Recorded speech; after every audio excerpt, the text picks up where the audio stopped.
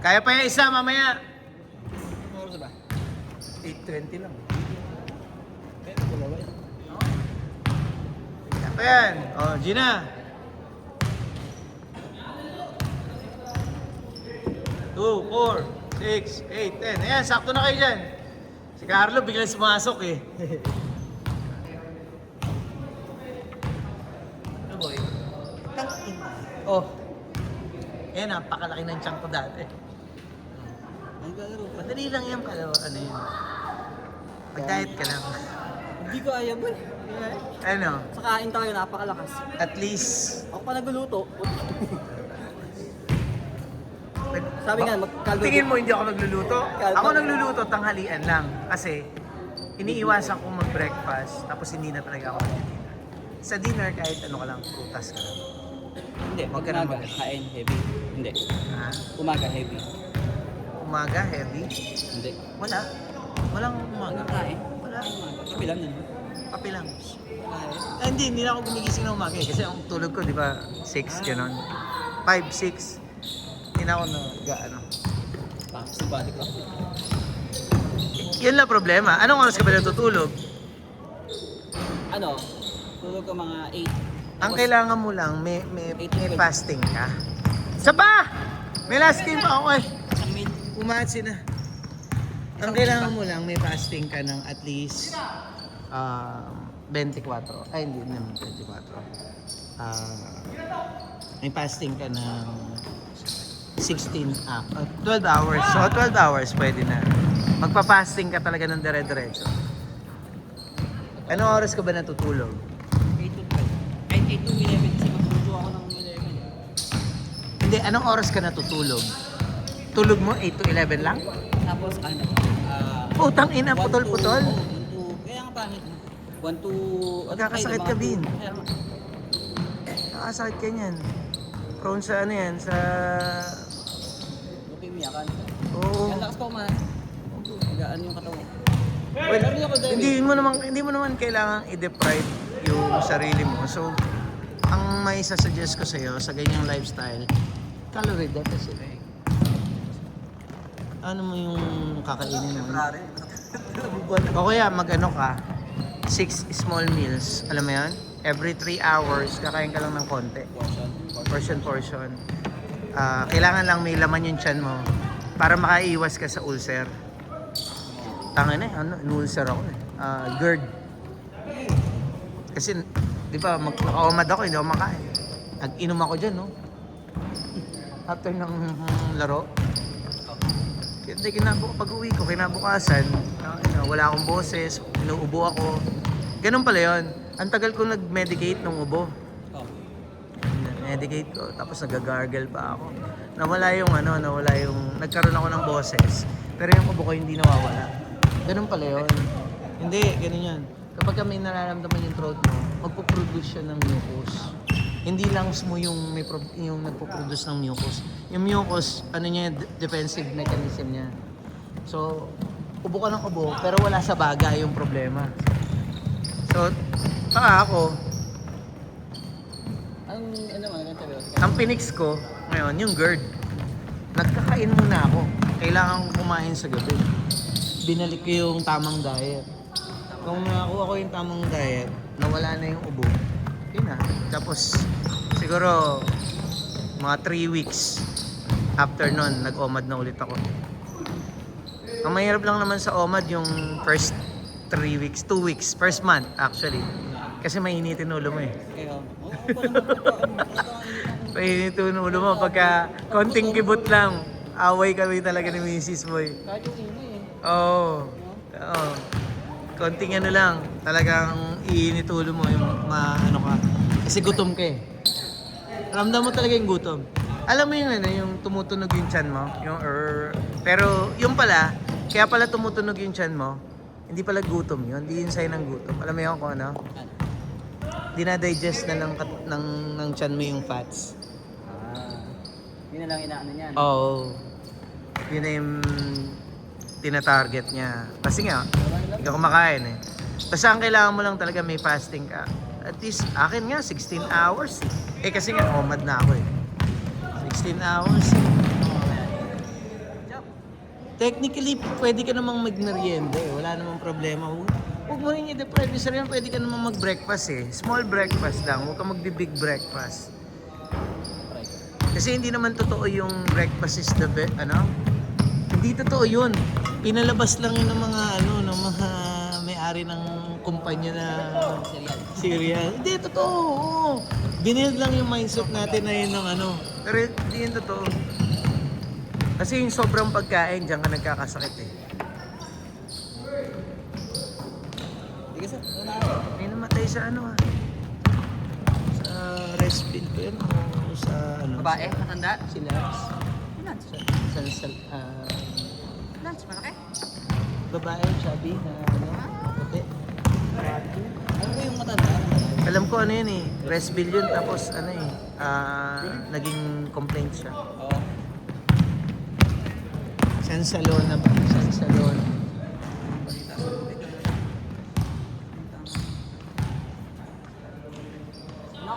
Okay, brother. Gcash ka na lang. Ingat. Okay. Basi ka na? May isa pa. Pagod na. Pagod first.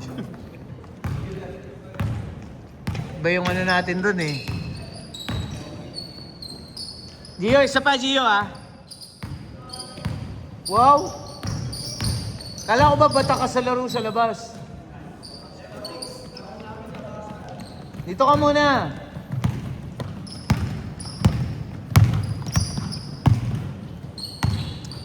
Dito ka muna, shoutout mo si Sir.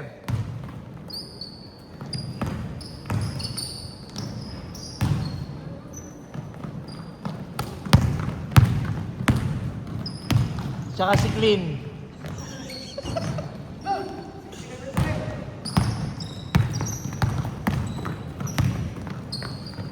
Two minutes, 50 seconds. Whoa! Iba yung aura mo, champ ah. Pag nag-champion, iba yung aura.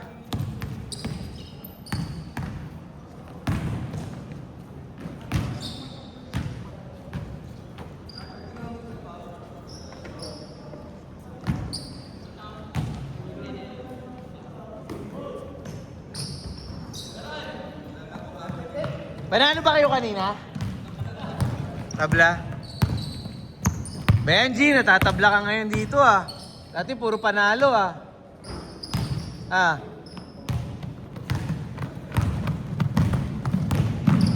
Pinagbigyan mo lang? Aji? Pinagbigyan mo lang?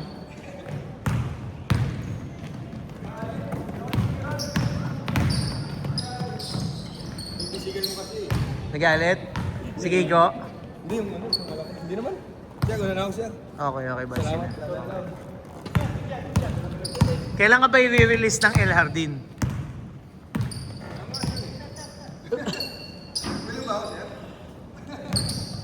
Sir King, si Sir King ang magda-draft. Drafting tayo, oo. Sabihin mo na kay Sir King kung gusto mong kumampi sa kanya. Huwagin nyo na yung yung team nyo. Hoy, bogin daw na yung team namin. Hindi naman talaga yun yung nun eh. Diba? Yung season 1, nadagdagan kami, diba? Oh. Solid ba? Wow! Wow ah!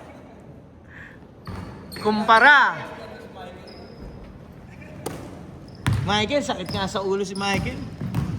Hindi ko mo kasi Michael Malas eh. Pero okay lang, maganda dumipensa eh. Alam mo naman ako, depensa lang ako. Pag hindi ka magaling dumipensa, mababangko ka. Yan talaga. Or, syempre, walang mismatch. Ang best player ko si hindi ko masyado naman. SM, diba? I-expect ko sabi ko MVP si Michael. Michael, no? Diba? Lahat nga nag-i-expect ganun eh. Siya talaga eh. Iniloko nga ni Jay eh. Puta, pag sa Fairview, limaw ka. Pag dito, tayo-tayo na nga lang. Yung MVP niya may kainitan nila. Okay? Yung sa puti sa Gray. MVP. Si SM.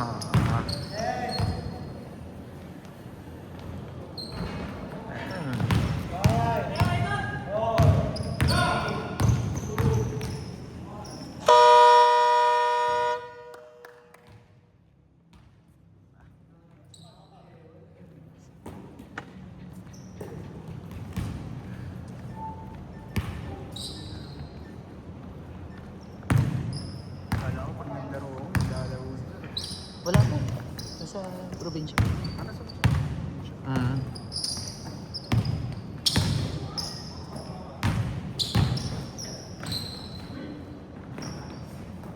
Grabe po ulit namin nakarang dami na Saan? sayang po yan. Pulag. Mahilig ka umakyat, no?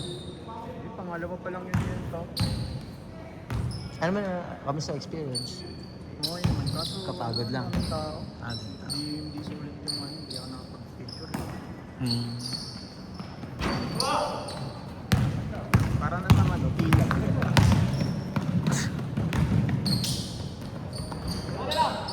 Ako na intindihan ko yung high na nakukuha doon. Pero ako kasi parang hindi ako ma-excite. Boy Scout of the Philippines ako. Bakit lang ako dati nung bata pa lang kami. Adi, na ano man na kasi, nagpunsabahan mo Oo, na eh. yun nga eh. Mga Parang jamboree-jamboree. nung nag-college ako, engineering ako, so walang gano'n. Siyempre, na puro math. Tapos, trabaho na kaagad. Ay, basketball pala muna, tapos trabaho. Hindi ko na Engineering ka, tapos nag-ano ka rin na center. computer engineering ako. O nag-ano ka muna. Tambay ako. 6 years. 29 na ako nung nagtrabaho. Imagine. Tapos 3 years akong naging agent. 3 years ako naging agent. After 3 years, na-promote ako, naging bisor ako. After 3 years ulit, na-promote ako, naging manager na ako. Tapos manager ako ng matagal din. Kulang 8 o 8 years, gano'n. Kulang 8 years. Same ako. Tapos nag-close yung account. Nung nag-sunset na yung account, lipat ako. Yung trend ang clothing ngayon eh, kasi Na, magdaan yung ako. nag-senior OM na ako. Tapos na-promote doon ako, director na ako. Tapos, may isang taon lang, resign. Resign. Gusto ko ngayong explore yung pagnenegosyo eh. Kasi tumatanda na ako eh, kung walang hindi ako magnenegosyo, kailan pa? Hindi mo din na rin mag-up. Na, Di ba, nag-ano ka na, tapos hindi ka na nag-up sa ibang center. hindi, nag-up ako. Sa ibang center yun. Yung, nung nag-sunset ng TP, nag-sunset yung account namin doon. Pandemic kasi nun. So hindi muna ako nagtrabaho for a while. Kasi nga, may anak ako na maliit eh. Pag lumabas ako at nakaka-acquire ako ng delikado. Nahirap. Sobrang risky. Pero nung napansin ko na medyo maluwag-luwag na, maganda na yung tinanggal na nila yung ECQ. Pangalawang beses nun, nag-ECQ, 2 beses eh. Tinanggal na nila yung ECQ. Doon ako nag-decide na, it's time to go back. Nag-apply ako. Hindi na sa TV. Di na sa TP. Eastwood. Tech Mahindra. Telco pa rin yung namin doon, yung account namin doon. Telco pa rin. Pero sa UK. Internet. Ako doon lahat. Tech support, CS, lahat. Ano yun? Pioneer account yun. Sa Manila, ako lang ang manager. Hindi malaki ano mo dun kasi Ay, na. galing kayo sa center. Tinriple nila yung sweldo ko. Kasi ganun eh, no? Kapag ano ka, mataas yung sa... Maliit lang sweldo sa TV, imagine mo, umabot ako ng doon, 14 years, pero sweldo ko doon nasa 60 lang yata. Dapat talaga sa TV. Ganun yung bracket nila eh. Lalo na, internal ako na-promote eh. Pero 60 is okay na. Imagine mo. At least kaya na nang bumuhay ng pamilya. Oo. Tapos, nakakatuwa, yun nga. Nung nag-a-apply ako, ito diskarte ko. Nung nag-apply. Puta siguro nasa kulang 1,000 kumpanya yung sinendan ko ng resume sa jobs. Daming nag-reply. Kada gising ko, puta yung dami nag-reply. So ako na lang yung namimili. Siyempre kung ano yung mas feasible sa akin. Mas madali. Sa akin, hindi ko na inulit yung ganun, yung Centomania. Apply nga. Ano ko na, tawag dito, bombarded ng calls tsaka text, email. Kung tamad ka sa sa ganun, nasa iyo. Tapos nagtataka ako kahit may na ako, tawag ko rin ng tawag. Parang nagamit Hindi, yung no. number ko. Trabaho kasi ng recruiter yun eh. Na i-save yung mga numbers na yun. Kasi, syempre, in the future, magagamit yun. Lalo na pagka may mataas na posisyon na yung pinag-a-applyan, hindi entry level. Kasi mahirap maghanap ng ganun. So, sinisave nila yun. Makita nga lang nila yung profile mo sa LinkedIn eh. I-save nila yun. Hindi ko naisip na mag 4 minutes! Sarap, sarap. Nakakatuwa nga eh. Meron nga, lasing ako. May interview ako. Hindi po pa yung mga sagot ko sa vlog. Pero okay lang tayo na. Dami tumatawag sa akin. Napupal ko sila, boy. Nakakaya nga ako. Pero Ano okay. ka na doon? Dati di ba ako, tawag dito, Air 1 ako. Tapos sabay pinag-interview ako. Pinapunta ko sa HR, 1 week. In-interview ka o Ako ikaw ang nag-interview? Ano ba in-applyan mo? Recruiter? Hindi, tawag dito, call center talaga, tech support. Tech support na ako noon, parang Bakit ikaw ang 2 pinag-interview? months na ako sa phone. Tapos tinawag ako, tapos tinanong kung interested ba ako na subukan. So nag-apply ka? Baka nag-apply ka internet? Tapos tinanong lang ako, tapos binigyan ako ng set of questions, parang mini-interview lang. Kulit na yun. Yun. Pero nung nung magulo yung dahil sa Nakapasok ang TV. Talaga ba? Diyan sa SM Fairview. Anong account mo dyan? AT&T? 18. Yung hybrid, hawak namin lahat, mobility, direct living. Kasi konti lang ako. Konti na lang yung pumapasok. Hindi naman nila ma-force ang pumasok yun. Kasi ako na naman yung computer sa bahay. Maganda work from home ka. Maganda rin naman. Pero saglit lang, tas ako din ako. Babasweldo eh. Magkano entry level Tapos na sa nagpaano sila? May 20 ba? Sa akin 20. Sa 20 something. Then, tanga na, imaginein mo yun. Na namin yun. Ako hindi. Kasi galing akong Dell. Dell MOA. Malaki na basic ko nun 24. Malaki na yung time na yun, 2009 eh. 2009. 2009, ang laki na. Ang 2009. 2009. Tangina mo naman kasi. Ano salary ko Boy. 2009? 12 pa lang ata yun or 10. 10 plus. 10 plus. Yung minimum wage. 10 plus. 1 minute 35 seconds. Pagod na sila. Pero pag sa J1 ng KT, ilolobol ka pa rin ng attendant. Hindi ka nag-counter, tapos ka na. Actually, yung tanong na yun, yung sa counter, what's your expected salary? Ano yun? Trap question yun.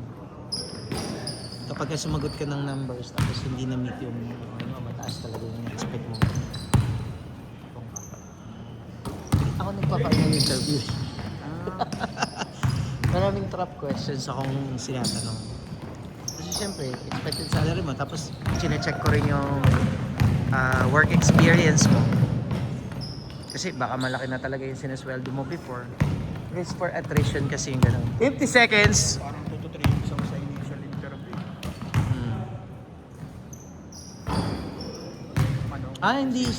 Hindi sila mas hiring yung time na yun. 40! Yun! 30 seconds! Para yun sa Hawaiian Airlines. Buhay pa nga talaga. Boy yan. 8:20 pa nga yata dyan. 15 seconds!